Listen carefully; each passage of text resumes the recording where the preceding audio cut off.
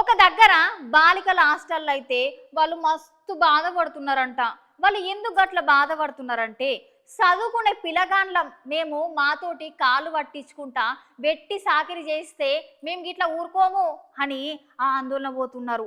ఈ ముచ్చట మీద ఇక తల్లిదండ్రులు వచ్చి అడిగితే వాళ్ళ మీద కూడా దురుసుగా మాట్లాడుతున్నారట. మీరే చూడండి ఒకసారి.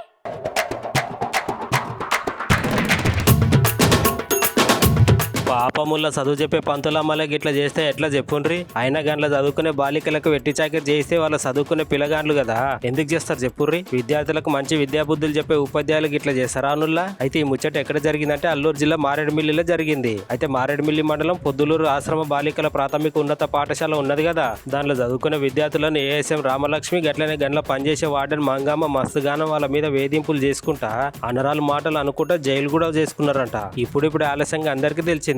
విద్యార్థులకు చదువు చెప్పే టీచర్ అమ్మలే గిట్ల పిల్లగాండ్లకు ఎట్టి శాఖ చేయించుకుంటా మీదికెళ్ళి కొడుతున్నారు వాళ్ళని. ఇది ఏం పద్ధతి అని అడిగిన తల్లిదండ్రులు కూడా విమర్శించుకుంటా మీరు కొండలలో వండుకుంటా చేతబడి చేసేటోళ్ళు చదివి ఏం సాధిస్తారు అనుకుంటా విద్యార్థులను నిరుత్సాహపరుస్తున్నారంట.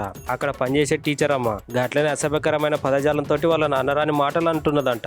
ఈ ముచ్చట చూడుండ్రి. ఆ ఇద్దరు వార్డెన్ మేడంలు వండుకుంటే వాళ్ళ కాలాట పిల్లలు నొక్కమని చెప్తున్నారట. ఇట్లా చేసేసరికి అందులో చదువుకునే పిల్లగాండ్ల అందరికి కోపం వచ్చి వీళ్ళ మీద కఠినమైన చర్యలు తీసుకోవాలని విద్యార్థులు వాళ్ళ గోడను వెళ్ళబుచ్చుకుంటున్నారు. మాకు మొత్తం మచ్చలు ఉన్నాయండి, ఎవరికి కూడా అలా ఉండలేదండి, కానీ పుచ్చిపోయినాయనండి, కొట్టేరండి అందరికండి. బట్టలు పేసి రాయండి అన్నారండి. బట్టలు బట్టలతో కొట్టారు అంతేనండి, గుంటతో కొట్టారండి. ఇంకేం చేస్తారమ్మా? మళ్ళీ అండి ఈ గుంపెనగండి వాళ్ళకి టీచింగ్ చేస్తే రోజు పోతే మాకు ప్రశాంతంగా ఉంటుంది మా మనసు అంటున్నారండి. మళ్ళీ మా ఊరు పక్క వాళ్ళకి అందరికండి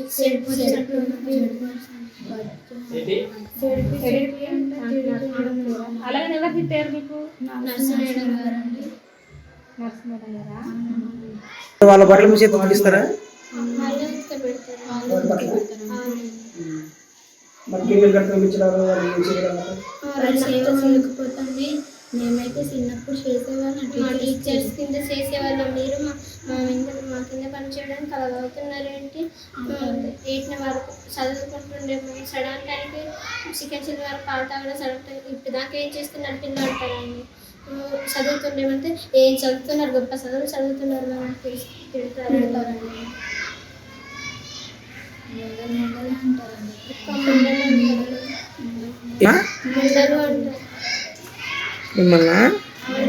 ఇంటికాడ ఉన్నానండి. ఇంటికాడ ఉంటే అక్కడ బోధలూరు స్కూల్ నుంచి వంట పుట్టి పంపారండి.